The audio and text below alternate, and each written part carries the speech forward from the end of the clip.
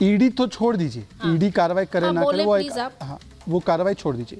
Supreme court तक जाकर convict होने का जो तगमा है वो केवल एक ही व्यक्ति पर है, लालू जी। 4 बार कन्विक्टेड, पहली बार कन्विक्शन 2013। अब कन्विक्शन में तो इफ एंड बट नहीं बचता, ये तो कोर्ट ने किया है, कोर्ट के निष्पक्षता पर तो आपको भरोसा है। और केवल एक नहीं, आपके यहां पर तो पवन मुड़ी डीएमके के नेता भी कन्विक्ट हो गए। आप समझिए इस अंतर को, किसी ने ईडी के खिलाफ केस किया, केस ईडी ने किया, वो अलग विषय। अब मैं उसमें जा ही नहीं रहा। कन्विक्टेड करप्ट को कहां से बचा रहे हैं आप ये कहना चाह रही है कि कोर्ट गलत था जब उन्होंने लालू जी को 4 बार कन्विक्ट किया? कह दीजिए आपका भरोसा नहीं कोर्ट में। चलिए, मैं एक बड़ी खबर बता रही हूं ईडी की कार्रवाई पर। अब ये एक और खबर है आपके लिए अजय यादव जी, क्योंकि आप लोगों का एक गठबंधन बिहार में टूटा है। वहां सुन लीजिए, अखिलेश यादव ने सवाल उठाए हैं, सिर्फ विपक्ष पर ईडी एक्शन क्यों है। अखिलेश यादव ने कहा कि बीजेपी ने ईडी को हथियार बनाया है। ये कहते हुए अखिलेश यादव ने आज सीटों का भी ऐलान कर दिया लोकसभा की। मैं आपको बताऊं कि 12 सीटें ऐसी हैं जिन पर लोकसभा चुनाव के लिए उन्होंने नामों का ऐलान कर दिया है।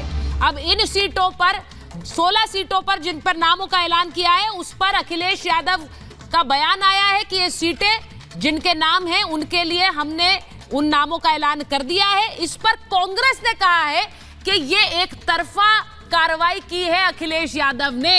अब इसका मतलब क्या है? मैं सिर्फ ये पूछ रही हूं कि एक तरफ घोटाला कहकर साथ तो आ रहे हैं, लेकिन दूसरी तरफ जो फूट है वो सामने है कि नहीं? धर्मेंद्र यादव जी बताइए, कांग्रेस कह रही है एक तरफा बयान चल रहा है, अब आप एकला चलो ही कर रहे हैं, ममता दीदी कर रही हैं, आप भी कर रहे हैं।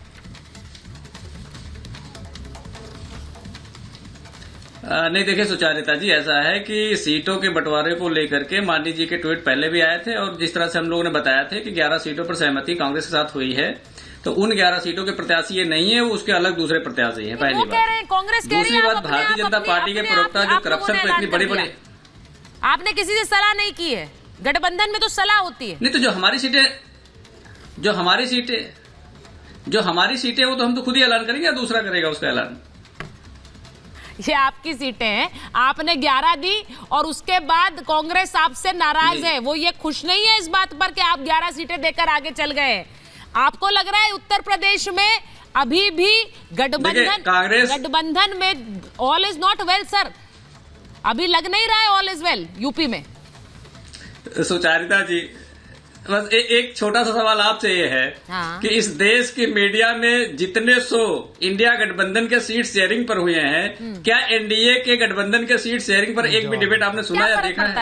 क्या एनडीए गठबंधन के सीट शेयरिंग के बारे में बात नहीं होनी चाहिए? फर्क पड़ता है। अरे सुचारिता जी, फर्क पड़ता है सर। इंटरेस्टिंग क्यों है मैं बता देती हूँ। आज शहजाद पुनेवाला जी अगर इस शो में है तो वो बता दे कि भारतीय जनता पार्टी का सीट शेयरिंग का फार्मूला। शहजाद जी जवाब देना चाह रहे हैं, लेकिन मैं सिर्फ एक चीज कहूंगी आपसे। प्रोफेसर साहब सुन लीजिए, प्रोफेसर साहब एक बात सुन लीजिए, आप लोग उस सीट शेयरिंग के बिना मोदी को हरा नहीं सकते हैं, वो सीट शेयरिंग के बिना भी कर सकते हैं। सिर्फ ये फर्क है, इसीलिए ये शोज होते हैं। आप इस बात को समझिए। शहजाद जी जवाब। मैं इसका जवाब देता हूँ। देखिए, इन्होंने कहा कि एनडीए पर चर्चा क्यों नहीं होती, सिर्फ यही अहंकार ही तो लोकतंत्र के लिए धब्बा है। वो जवाब दे रहे हैं। मैं जवाब दे रहा हूँ, मैं अपना जवाब खुद दे देता हूँ। उन्होंने कहा एनडीए पे केवल चर्चा क्यों, एनडीए पर क्यों नहीं। मान्यवर बताइए कि लास्ट टाइम किसी एनडीए के पार्टनर ने दूसरे को राष्ट्रपति शासन लागू हो जाए बोल दिया हो, ये कैंसर ऑफ करप्शन है बोल दिया हो, ये केरला में बोलते हैं विजयन जी जो है ये साइकोपैथ एंड कावर्ड है। भाई बीच में नहीं, मैंने आपके बीच में नहीं बोला। धर्मेंद्र जी, मैं आपका सम्मान करता हूं, आप अनुराग जी तो है नहीं, आप तो अच्छे सम्मानित प्रवक्ता है, तो मैं आपके साथ वैसे ही व्यवहार करना चाहता हूं।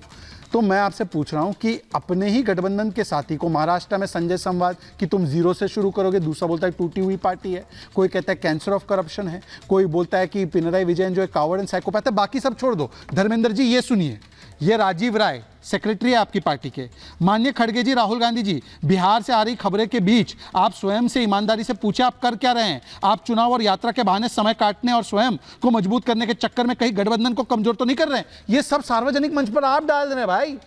यदि आप डालोगे तो सुचारिता को गालियां दे रहे कि आप चर्चा क्यों कर रही हैं? आप घर में जाके कान में बोल के आते ना राजीव राय, तो सुचारिता को मौका नहीं मिलता। आप पूरे समाज में खुले में आप अपनी सारे धोती लंगोट धो रहे हो, तो फिर क्या सुचारिता क्या करेंगी? एनडीए में भी चर्चा होती है सीट को लेकर, बिल्कुल होती है, पर कोई ऐसे नहीं करता एक दूसरे के बारे में ट्वीट। तो मैं वही कह रहा हूं, अब मैं एक बार एक और डेवलपमेंट बता दूं कि हेमंत सोरेन से कल दोपहर 1 बजे पूछताछ संभव है। 1 बजे ईडी ने झारखंड सरकार को जानकारी दी है, रांची में सोरेन के आवास पर पूछताछ करेगी ईडी। अब सोच लीजिए, झारखंड में रांची में हेमंत सोरेन के आवास पर, सीएम आवास पर पूछताछ के लिए पहुंचेगी ईडी की टीम। खनन और जमीन घोटाले में ईडी ने अब तक 14 लोगों को गिरफ्तार किया है। गिरफ्तार आरोपियों में आईएएस अधिकारी भी शामिल है, जिनका जिक्र अभी शहजाद पूनावाला जी कर रहे थे। सीधी बात यह है कि अभी तक इतने समन से भागकर क्या मिला। मैं अगर धीरज जी आपसे पूछूं, इतने समन से हेमंत सोरेन भागते रहे हैं, उसके बाद हासिल क्या हुआ है? बार बार सवाल पूछे जा रहे हैं कि एक मुख्यमंत्री, एक संवैधानिक पद पर बैठे व्यक्ति बार बार भाग रहे हैं, ये उनकी छवि के लिए अच्छा नहीं है। और अभी भी ऐसा लग रहा है कि सत्ता का मोह नहीं छोड़ रहे हैं, जब अपनी पत्नी को बनाकर जाएंगे। ये खबरें हैं कि नहीं है कि वो सीएम सीट छोड़ना नहीं चाह रहे हैं? मैं बोलूंगा तो मुझे उम्मीद है आप बीच में नहीं टूटिएगा। बोलिए जी। 2019 में लोकसभा का चुनाव हुआ था। लोकसभा के चुनाव में झारखंड में 14 में 12 सीट एनडीए गठबंधन को मिली थी और दो सीट जो है महागठबंधन को मिला था। 1 सीट कांग्रेस को और 1 सीट झामुमो को। 1 सीट दुमका जहां मात्र हम 40,000 वोट से हारे थे, 1 सीट लोहरदगा का जहां मात्र 10,000 वोट से हारे हैं, और 1 सीट खूंटी जहां से अर्जुन मुंडा जी केंद्रीय मंत्री हैं, मात्र 1500 वोट से हारे हैं। तो पता है भाजपा को कि कहां पे किस कार्रवाई करने से हमको लोकसभा में फायदा होगा। मात्र आज भाजपा के खिलाफ एक चेहरा अगर मजबूत है झारखंड में तो है माननीय मुख्यमंत्री हेमंत सोरेन जी। इसीलिए भाजपा परेशान है। उनको पता है, उनका सारा इंटरनल सर्वे जो हुआ उस सर्वे में यहाँ पे दिख रहा है कि माननीय मुख्यमंत्री हेमंत सोरेन जी के नेतृत्व में 14 में से 8 से 9 सीट जो है वो इंडी गठबंधन को मिलने जा रहा है। तो चुनाव को मद्देनजर देखते हुए लोकसभा चुनाव को पार्टी की छवि धूमिल करने के लिए प्रयास किया जा रहा है। और मैं आपको आप बीच में बोलने लगी। अब भाजपा को प्रवक्ता बनने के लिए आप बैठी हैं। इस तरह की लाइनें मैं सुनती नहीं हूँ, इस तरह की लाइनें मैं सुनती नहीं हूँ। आपको सुनना पड़ेगा। नहीं, मैं नहीं सुनूंगी दुबे जी। नहीं सुनते हैं तो आप दुबे जी आप अपनी बात रख सकते हैं, लेकिन इस तरह की फिजूल की लाइनें मैं सुनती नहीं हूँ दुबे जी। मैं आपको बता दूं, मैं आपको सिर्फ ये बता रही हूँ कि आप पर जब परिवारवाद का आरोप लगता है तो उसे आप सिद्ध करते हैं, जब आप पत्नी को आगे करते हैं विधायक ना होते हुए भी। आप कांग्रेस के किसी विधायक को भी मुख्यमंत्री बना सकते हैं, वहां पर सरकार है, आप नहीं बनाएंगे। तो ये परिवारवाद का आरोप आप पर सिद्ध होता है, इस बात को समझिए। आप कबूल कर रहे हैं परिवारवाद का आरोप? बताइए ना हमको। आप कबूल कर रहे हैं कि हाँ परिवारवाद है, हम तो ऐसे ही चलाएंगे, कर लो जो करना है। आप पैनल चला रही है तो आपको बराबर मौका देना होगा। भाजपा प्रवक्ता नहीं, मैं सवाल पूछ रही थी ना आपसे। बीच में कोई नहीं बोलता है। सवाल तो पूछूंगी ना सर, सवाल पूछूंगी, उस पर इतना भड़कने की जरूरत नहीं है। वैसे भी जो स्थिति है वो भड़कने वाली है नहीं आपके लिए। जो स्थिति है वो भड़कने वाली है नहीं। दूसरा सवाल पूछेंगी, अब आप दूसरा सवाल पूछेंगे ना कि आप सवाल पर सवाल हम जवाब ही ना दे पाए। मैं तो आपसे परिवारवाद की बात पूछ रही थी, आपको उस पर मोहर लगानी है, ठप्पा लगाइए। परिवारवाद को डिफाइन करेंगी क्या, या मैं डिफाइन कर दूं? करिए, आप करिए। क्या होता है परिवारवाद डिफाइन करूं? आप तो नहीं परिवारवाद फॉलो कर रहे हैं, तो आप डिफाइन कर दीजिए। चलिए।